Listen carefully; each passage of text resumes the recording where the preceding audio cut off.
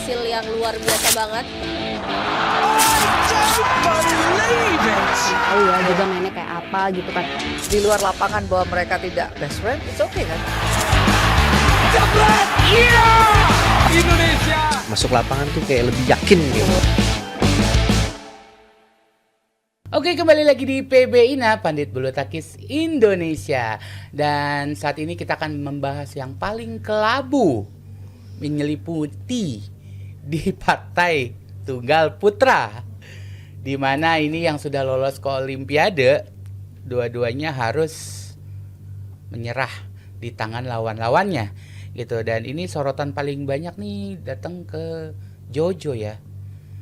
Dua-duanya Dua-duanya Jojo sih, Ginting. tapi kalau Jojo kan mungkin bebannya lebih berat karena sebelum-sebelumnya habis juara All England ya. Iya. Terus dia juga juara Asia, terus dia juga di Thomas nggak terkalahkan gitu. Tapi beberapa turnamen terakhir ini justru Dua terakhir ya? Iya, dua turnamen terakhir ini anti klimaks nih gitu. Nah, ini kita lihat dulu nih ada statement dari Jojo. Dari saya pribadi sangat tidak puas dengan permainan saya karena beberapa kali tadi saya nggak bisa mengontrol jalannya bola dan kurang tenang untuk melakukan strategi dan permainan saya sendiri. Ya pastinya ada ekspektasi dari saya sendiri juga. Terlebih lagi dua pertandingan ini saya fokus untuk mengambil poin sebanyak-banyaknya karena untuk seeded juga di Olimpiade. Ya mungkin itu salah satu hal yang perlu saya pelajari ke depannya karena jadi permainan saya yang terburu-buru, jadi yang kurang tenang justru. Jadi nggak fokus ke dalam strategi permainannya saat ini. Oke, dan ini kemarin Jojo kalah lawan Malaysia ya. Leong. Leong ya. Dan sebelumnya Leong ngalahin Ginting. Ginting. Ini apa nggak ada kisi-kisi dari Ginting kah? Jo, besok lu lawan dia nih, kemarin ngalahin gue nih. Yang kasih kisi-kisi Sandy. Karena dia kan tim Apa Sandy analis. pernah lawan ini juga ya? Kan Sandy tim analis gitu. Tapi ya kalau ngelihat Jojo kan itu sebenarnya berarti mental ya, bukan karena dia terlalu pengen nunjukin tadi untuk seeding Olimpik. Terus juga mungkin ada pressure juga gitu, tuan rumah didukung banyak orang. Sebelumnya rekornya juga bagus, 15 kali berarti ya sebelum Singapura Open kan 16 kali nggak pernah kalah. Ya itu kan jadi beban mungkin ya, tapi yang harus dievaluasi ya berarti secara mental. Ya kalau persiapan ya cukup panjang lah kemarin setelah Thomas Cup nyaman main Singapura Open, kalah babak awal juga pasti kan balik untuk persiapan. Ya itu yang harus dievaluasi menjelang ini udah hamin 50 hari Olimpiade, ya udah nggak banyak juga waktunya. Habis ini juga harus ada training camp di Chembly, jadi ya itu yang harus dipersiapin. Ya walaupun juga teknik dan fisik juga tetap disiapin, tapi yang paling penting untuk turnamen besar ya Olimpiade. Ya mental kok ya Olimpiade. Tapi ini kalau Jojo sendiri walaupun kalah di sini, seeding tetap aman dong di 1-4 Olimpik deh. kan? 1-4 ya, berarti tetap top teratas ya. 4 teratas ya. Ya dia 3-4 berarti kan ya. Iya. Oke. Jadi ya bisa dibilang kalaupun emang kalah ya Ya harusnya kan dia bisa dapat 1-2. Kalau hasilnya bener, bagus bener, kan dapat bener, 1-2 pasti lebih menguntungkan. Oke. Lebih menguntungkan secara drawing dan lain-lain gitu. Nah. Tapi 3-4 mungkin ya Not harus bad lah ya. nggak terlalu gitulah. Oke, dan yang pastinya ini juga hal yang sama terjadi di another men's single juga, yaitu Ginting dan juga Chico juga yang nggak lolos ke Olimpiade pun juga ikut kalah juga di babak-babak awal. Ini kita lihat dulu, ini ada statement dari Ginting. Lebih ke diri sendiri aja sih, maksudnya yang tadi kurang bisa fokus menerapkan permainan juga dan maksudnya juga kita juga udah beberapa kali ketemu juga dan juga sama-sama memang kendala di match hari ini lebih ke diri sendiri ya. Memang fokusnya dari kemarin juga apa yang bikin puas kan, kalau meskipun menang kalah tapi mainnya puas juga, bagus juga, tapi yang dari turnamen terakhir beberapa turnamen terakhir juga sesuai dengan. Oke Mbak, kalau tadi Jojo sendiri kan mungkin tadi katanya dia bilang pressure 16-15 pertandingan gak terkalahkan dan pengen nunjukin yang terbaik. Kalau Ginting sendiri apa ini? Tapi tadi lu ada di situ ya Mas? Lupa tangannya gue. kayaknya paling menter sendiri tangan lo. Sampai apa ya? Gue aja nggak inget loh tangan gue gimana. Tapi kalau Ginting sendiri gimana nih Mbak? Kita lihat juga di beberapa turnamen terakhir pun nggak terlalu memuaskan. Karena kalau dibandingin sama Jojo ya, Jojo kan benar-benar lagi grafiknya naik banget. Justru Ginting yang banyak dipertanyakan nih sama banyak orang. Kenapa nih Ginting gitu kan? Khususnya yang di highlight banget itu dia kehilangan banyak poin ya dibandingkan tahun lalu gitu kan. Tahun lalu dia juara Singapore Open, final Indonesia Open, tapi tahun ini dikalah di babak awal. Juara BAC. Dan yang paling bikin deg-degan itu karena dia harus terlempar dari 8 besar. Dia bisa kemana-mana tuh ntar. Betul. Dan tadi kan awalnya sebelum Indonesia Open mulai, Ariki bilang di preskon katanya mau dikirim Ginting ke Australia. Tapi mungkin setelah melihat kondisi dan lain-lain pertimbangan apa, akhirnya nggak dikirim ke Australia. Soalnya kayaknya nggak ngaruh deh Mbak, walaupun dia juara di gitu Australia, tapi nggak ngaruh untuk rankingnya. Berarti tetap stay di luar 8 gitu. Iya, nah agak serem sih ya. Bisa kemana-mana ya. Bisa kemana-mana, bisa ketemu Axelsen, bisa aja. Bisa ketemu Jojo. Bisa karena Jojo kan unggulan. Gitu. Iya, pasti kita doain yang terbaik buat di seedingnya, buat di drawing di Olimpiknya sendiri ya, buat Ginting ya. Tapi dengan kekalahan dua jagoan kita di tunggal putra ini nih, dan Ciko juga kalah, tiga-tiganya kalah di babak-babak awal. Ini menurut kalian sendiri apa sih yang harus dibenahin nih dari tunggal putra? Ya kalau buat Ginting sama Jojo ya, terutama karena ini udah mau Olimpik ya, secara ya kan tadi juga interviewnya bilang sebenarnya karena dari diri sendiri aja fokusnya, atau berarti ketenangan berarti kan ya memang harus lebih difokusin ke sisi non teknis ya, psikologi dan mental gitu. Tapi secara teknik kan ya kita tahu Ginting juga tekniknya bagus, fisik juga kuat.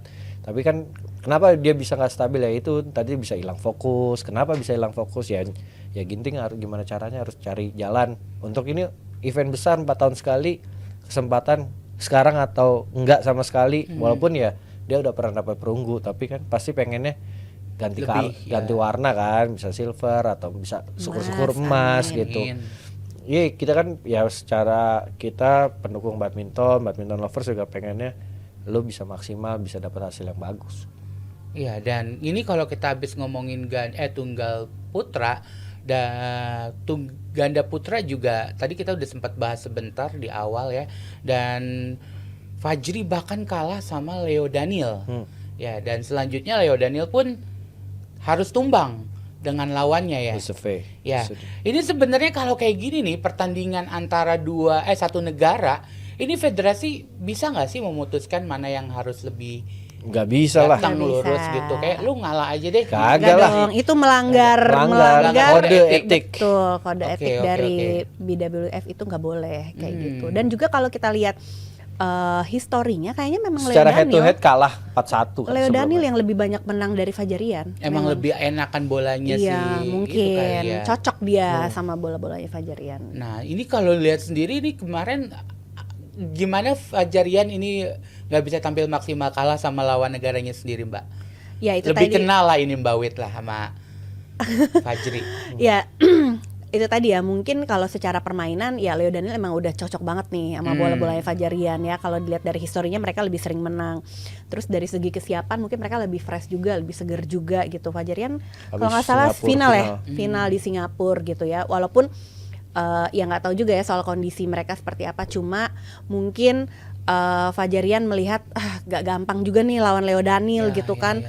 Mungkin mereka mau maksa apa yang gimana juga, mereka harus jaga juga kan kondisi mereka gitu. Tapi gue yakin sih mereka udah all out kemarin. Cuma ya memang Leo Daniel lebih siap kemarin tuh menurut gue. Dan hal yang sama juga dirasakan sama Apri Fadia yang harus mengakui kekalahan dari Perli dan Tina gitu. Ini kalau menurut kalian ini mereka juga emang head to headnya juga ketat kan, saling mengalahkan. Rame kan.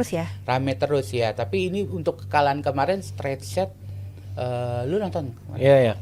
Kalau gue lihat ya kemarin Fadia terlalu banyak di belakang sih. Jadi ketarik terus. Jadi kepancing sama bolanya Tina sama Perli gitu. Jadi pas udah Apri mau maju, mau mundur, balik lagi ke Fadia di belakang, karena kan emang secara yang tukang smashnya kan Apri Apri. gitu kan, jadi ya lebih enak kontrolnya kalau Fadia di belakang. Di belakang ditarik dulu di counter. Sila Perli itu juga punya tenaga kan juga kenceng gitu, jadi emang defense-nya mereka rapat. Kemarin juga mau menang sama Chen Ginchen juga kan rame gitu, tapi Semester kencang loh Perli. tapi ya sayang aja sih, harus bener-bener kan sekarang udah nggak ada cedera dan lain-lain. Sekarang gimana caranya bangkitin kepercayaan diri, pola main ya oke lah ya, pola main kemarin juga sebenarnya nggak jelek-jelek banget, tapi emang masih belum setop performance mereka. Tapi tinggal kepercayaan diri mereka aja, karena lama juga kan udah nggak turnamen. Dan lama belum naik podium lagi. Lama setelah terakhir kan World Champion sama Hong Kong ya kalau nggak salah ya. Terus ya sekarang ya lo harus balikin kepercayaan diri lo dulu. Ya lo adalah pernah meraih emas Olimpik, lo pernah di top player. Gimana caranya lo cari kepercayaan diri lo untuk ini nih, satu lagi nih tinggal 50 hari, gimana caranya gitu. Ya justru itu tugasnya mereka pribadi ya untuk find Iya. out kira-kira apa ini yang membuat lo Iya. nggak Iya. bisa ke top perform lagi. Karena gitu. mereka yang paling tahu. Iya, pastinya kita timnya pun walaupun udah ngasih masukan Betul. tapi mereka Tinggal dari pemainnya find gimana. out sendiri ya. Oke, dan kalau mereka tadi kita udah bahas kalah satu persatu di babak-babak awal. Ini kalau ada yang pada nanya-nanya kenapa sih nih pada kalah-kalah? Mungkin ini ada salah satu statement yang seru banget dari Kemenpora yang bilang kalau mereka ini menyimpan kekuatan saktinya mereka untuk di Olimpiade gitu. Tapi sebagai pemain wajar gak sih Ndre kalau kayak gitu Ndre? Iya pasti, kalau lihat statementnya Ariki juga enggak lah ya, karena Udah ini dibantah. Iya kan, dan ini adalah Super 1000 tuan rumah. Ya masyarakat udah jauh-jauh datang, pasti kan pemain pun pengen yang kasih yang terbaik, tapi emang kemarin hasilnya ya kurang kita harapin lah. Bisa kalah di babak-babak awal juga di luar ekspektasi sih sebenarnya gitu. Tapi kalau untuk nyimpen kayaknya sih enggak gitu. Oke, kalau mungkin statement menyimpan kekuatan sakti itu agak kurang tepat. Kalau menyimpan stamina biar nggak cedera, apakah itu mungkin Mbak Wit? Mungkin tuh maksudnya gini, kalau untuk lebih bijak mengatur pertandingan itu artinya memilih pertandingan mana, itu maksudnya tuh seperti itu ya, menjaga ngatur nih biar pinter dikit gitu.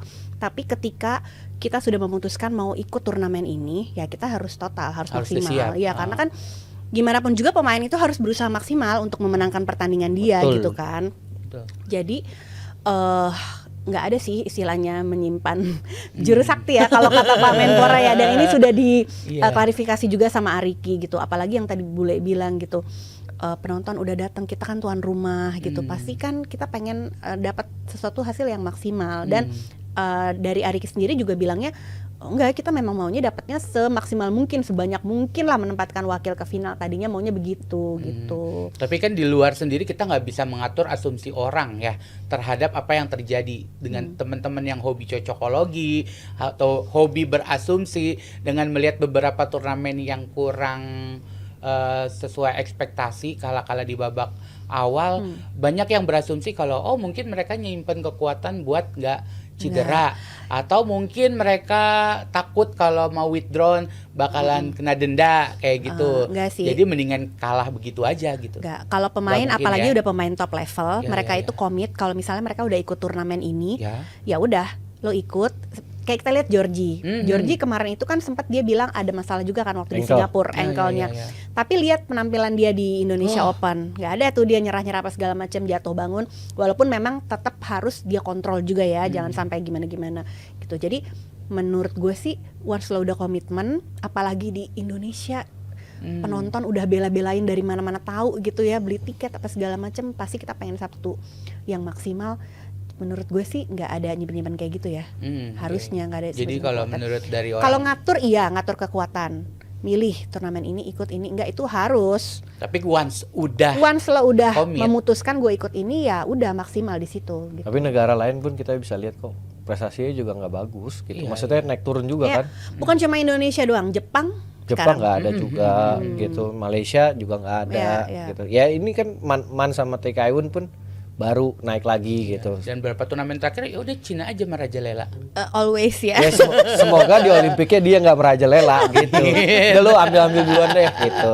Iya, Tapi iya, ngelihat iya. emang pemain-pemain China kemarin sih seger semua sih. Iya, jadi yang pastinya emang peta kekuatan bulu tangkis memang udah semerata itu. Jadi benar-benar setiap pemain baik unggulan ataupun non unggulan tuh bisa kalah sama pemain negara manapun ya. Betul. Jadi benar-benar nggak ada kata-kata menyimpan kekuatan sakti atau justru ngalah sengaja buat menyimpan tenaga buat nanti di Olimpik gitu. Jadi nggak ada. Olimpiknya tuh masih 2 bulan sebenarnya. lagi. Iya lagian, iya Masih makanya banyak lama. yang bilang takutnya tuh cedera atau gimana kalau all out banget gitu. Ya enggak lah. Enggak. Pasti ya mereka pengennya yang terbaik.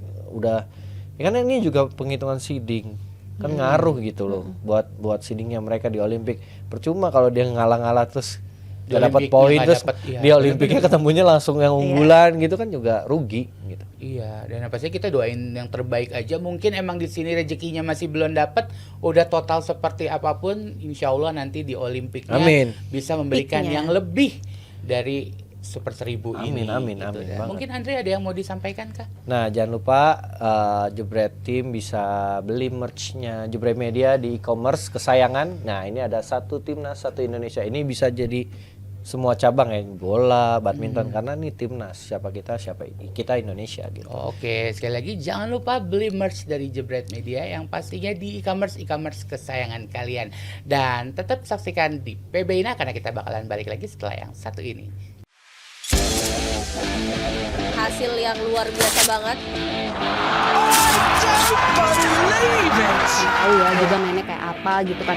Di luar lapangan bahwa mereka tidak best friend, it's okay kan?